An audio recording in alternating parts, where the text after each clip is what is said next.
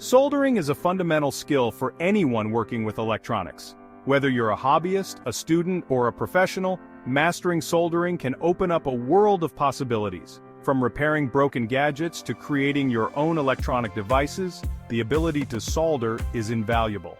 Let's dive into the basics and get started on this exciting journey. The essential tools for soldering include a variety of items that will make your work easier and more efficient.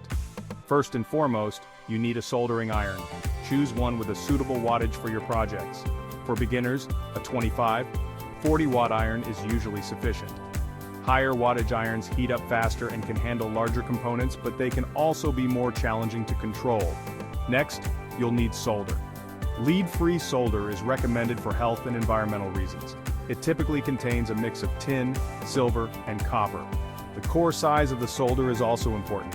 Thinner solder is easier to work with for delicate electronics. Flux is another essential item. It helps the solder flow smoothly and prevents oxidation, which can interfere with the quality of your solder joints. Flux comes in various forms, including liquid, paste, and flux core solder. Wire strippers are used to remove insulation from wires, making it easier to create clean, solid connections. They come in different sizes, so choose one that matches the gauge of wire you're working with.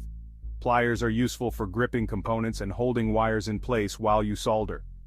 Needle nose pliers are particularly handy for reaching into tight spaces and manipulating small parts. A third-hand tool is incredibly helpful for holding components steady while you work. It typically consists of adjustable arms with alligator clips that can hold your workpiece in place, freeing up your hands for soldering. Safety is paramount when soldering. Always wear safety glasses to protect your eyes from hot solder and fumes.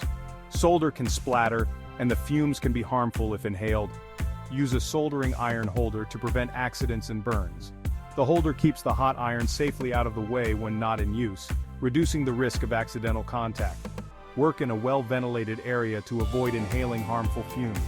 Soldering produces smoke and fumes that can be irritating or harmful over time. A fan or an open window can help disperse these fumes. Now let's learn the basic steps of soldering. Proper preparation is key to successful soldering. Start by preparing the components. Clean the surfaces to be soldered with isopropyl alcohol to remove any dirt, grease, or oxidation. This ensures a good bond between the solder and the components. Apply a thin layer of flux to the joint. This helps the solder flow more easily and creates a stronger connection. Be sure to use just enough to cover the area. Too much flux can be messy and difficult to clean up. Heat the joint by placing the tip of the soldering iron on the connection point. Allow the joint to heat up for a few seconds before applying the solder. The goal is to heat the components, not the solder itself. Once the joint is hot enough, feed the solder into the joint. The solder should flow smoothly and cover the connection evenly. If the solder doesn't flow, the joint may not be hot enough. After the solder has flowed and covered the joint, remove the soldering iron. Allow the joint to cool and solidify before moving it. This ensures a strong, reliable connection. Inspect the joint to ensure it is strong and free of voids or cold joints. A good solder joint should be shiny and smooth, with a concave shape. If the joint looks dull or cracked, it may need to be reworked. Avoid common mistakes such as overheating the components. Excessive heat can damage sensitive electronic parts and cause them to fail. Using too much solder can also be problematic. A small amount of solder is usually sufficient to create a strong connection. Excess solder can create bridges between components and cause short circuits. Not cleaning the tip of your soldering iron can affect the quality of your joints. A dirty tip can prevent the solder from flowing properly and create weak connections. Clean the tip regularly with a damp sponge or brass wire cleaner. Not using flux can result in poor solder joints. Flux is essential for creating a good bond between the solder and the components. Always use flux when soldering. With practice, soldering can become second nature.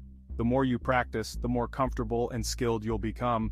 Start with simple projects and gradually work your way up to more complex ones. Remember, safety first and enjoy the process. Soldering can be a rewarding and enjoyable skill to master. Happy soldering!